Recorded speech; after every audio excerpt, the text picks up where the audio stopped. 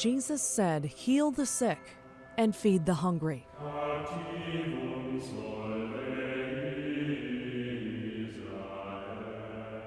He didn't say what to do when this happens. It's a poor location. Thank you. Since March, 2 Portland area churches have gone from ideal neighbor to local pariah. In North Portland, St. John's Christian Church offered to let Multnomah County lease an empty lot to house a homeless village. In Milwaukee, King of Kings Lutheran Church offered Clackamas County 3 parking spaces per night for people sleeping in their cars. In both cases, background checks were promised, as were rules. No drinking, no drugs. Oh, that's not allowed. And in both cases, neighbors were furious. They're going to put this next to a Montessori school with 4-year-olds. I mean, it's just mind-blowing to me. Not long after this, both stories went cold. It's been weeks. So now that a lot of the noise has quieted down, we wanted to check on the status of these offers. First stop, St. John's. Well, how are you doing? I'm okay. Yeah. Senior Pastor David Libby is the guy behind the St. John's offer. The press coverage and the outpouring early on was because people thought that everything was finalized. All along, he pointed out things were not final, but they were in motion. The homeless village was aimed at replacing the embattled Hazelnut Grove in North Portland. The plan, to build and run it like the more organized Kenton Women's Village. And that's still the plan.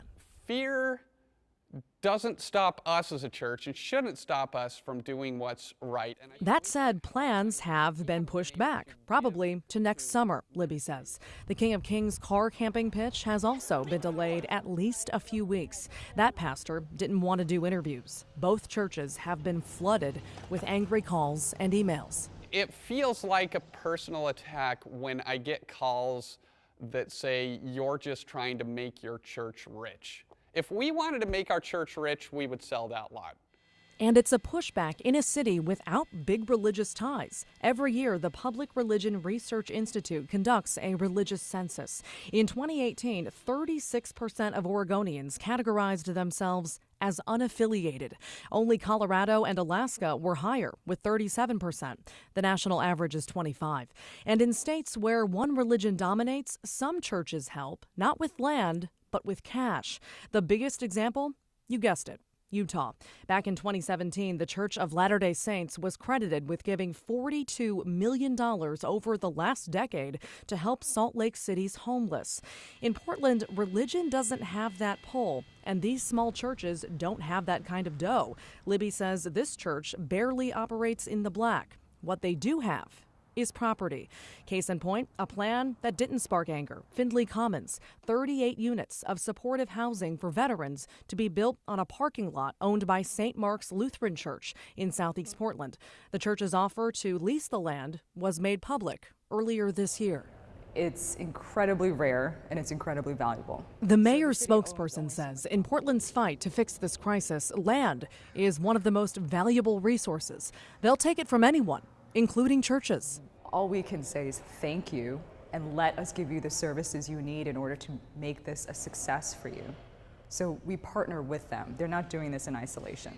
Back here in St. John's, Libby is steadfast. He's gotten calls from other churches who are watching. I hope that they get behind doing interesting, unique, and radical ways of helping the houseless population here in Portland. You should really consider helping to find another location. A hope that freaks out his neighbors, including this woman who saw our cameras and pulled over. It doesn't seem like putting tiny structures with the metal fencing in the middle of this beautiful neighborhood like a smart idea. It looks like animals.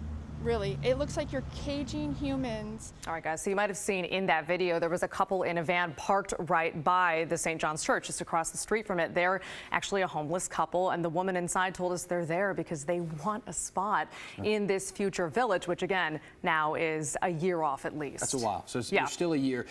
In that case, is it because people are so angry?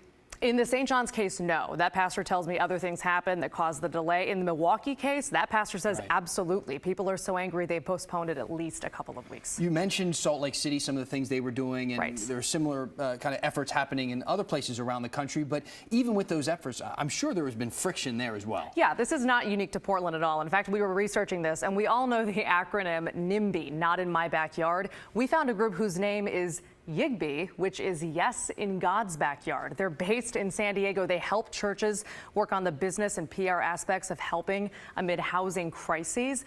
But they told us they actually focus more on affordable housing units, building those kinds of structures instead of camps and villages. So here's what one of the coordinators had to say via Skype. We're not approaching this from the perspective of one church doing a project here and maybe another church doing a project there. We're looking at this and say, how do we make a paradigm shift in how we build affordable housing throughout our community? I think the most important thing we can do is involve the neighbors in the planning process from the beginning, rather than bringing to them something that says, here's what we're going to do. And both churches in these cases say they've tried to do that with their neighborhoods. That's why these conversations are happening. But the neighbors say that's not what's going on. They say they feel steamrolled with these possible plans in place. All right. Maggie Vespa with the latest. Worth a follow on Twitter and Facebook and Instagram and everything else, by the way. She's always keeping us up to date on the breaking developments and the latest with the homeless crisis. Maggie, again, thank you. You're welcome.